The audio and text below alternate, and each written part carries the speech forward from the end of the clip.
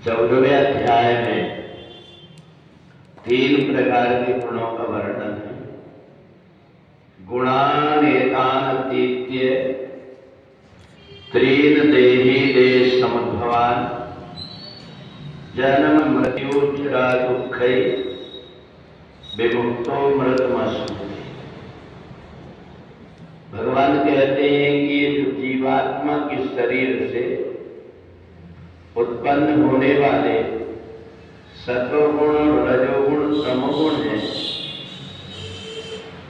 इन गुणों से व्यक्ति अगर पार हो जाता है तो वो जन्म और मृत्यु के चक्कर से छूट जाता है। शरीर के अंदर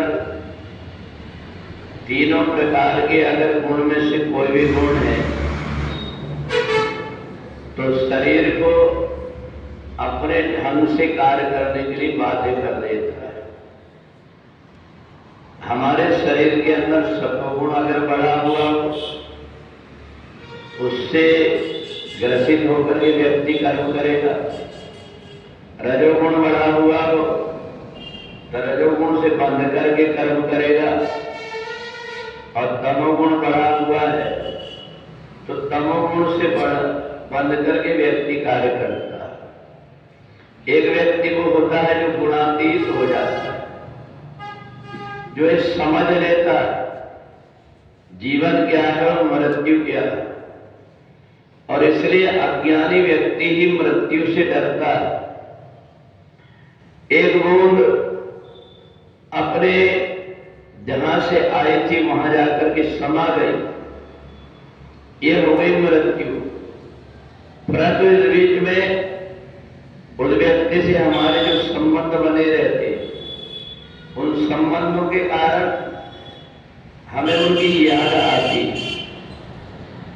परंतु वो जीवात्मा जो छूट करके गया, वो जब अपने आप को परमानंद में देखता है, जैसा परिवार था इससे बहुत अच्छा परिवार मेरा हो गया, बहुत अच्छा मेरा निवास स्थान हो गया,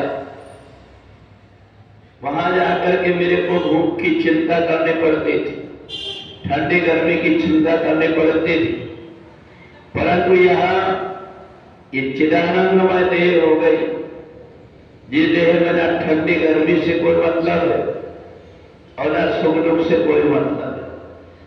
तो ऐसा ही व्यक्ति जो गुणातीत होता है, जीते जी मुक्ति को प्राप्त कर लेता है, जिसके मन के अंदर कोई प्रकार की इच्छा बाकी नहीं रहे,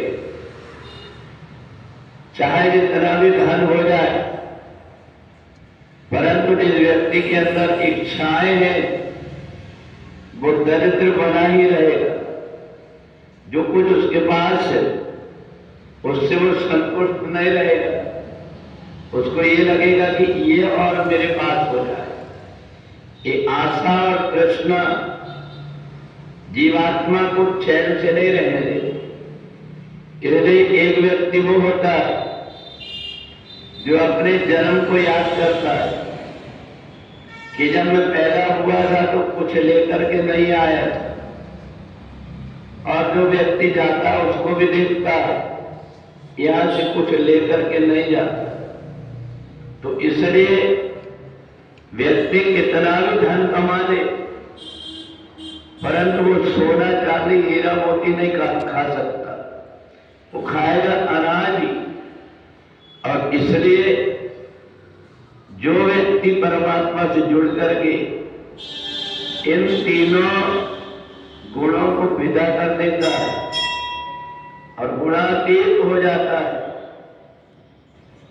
कोई अच्छा कहे उसको तो कोई लेना देना नहीं, कोई बुरा कहे तो लेना देना नहीं, केवल वो परमात्मा मेरे प्रत्येक कार्य को देख रहा है ऐसा मान करके कर्म करने लगता है। जब ऐसा मान करके कर्म करने लगता है तो थोड़ी देर में उसके काम, क्रोध, लोभ ये सब उसके वश में हो जाते हैं। कोई भी व्यक्ति इन तीनों चीज से अलग नहीं होता। अंतर इतना रहता है, कोई व्यक्ति इन तीनों के वश में हो जाता है और कोई व्यक्ति इन तीनों को अपने वश में कर लेता है।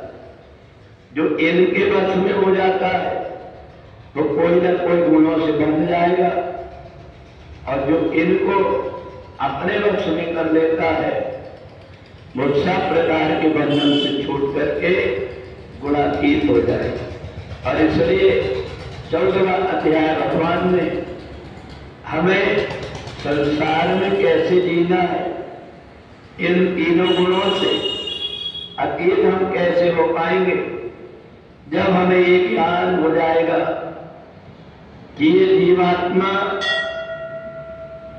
जब जहां से आता है और जहां जाता है वो कोई अपनी मर्जी से नहीं कर सकता, वो परमात्मा के द्वारा ही होता है। इसलिए जो परमात्मा को पकड़ लेता है वो संसार की तरफ न देख करके परमात्मा की तरफ देख करके कर्म करते। बोले वृंदावन बिहारी लाल की।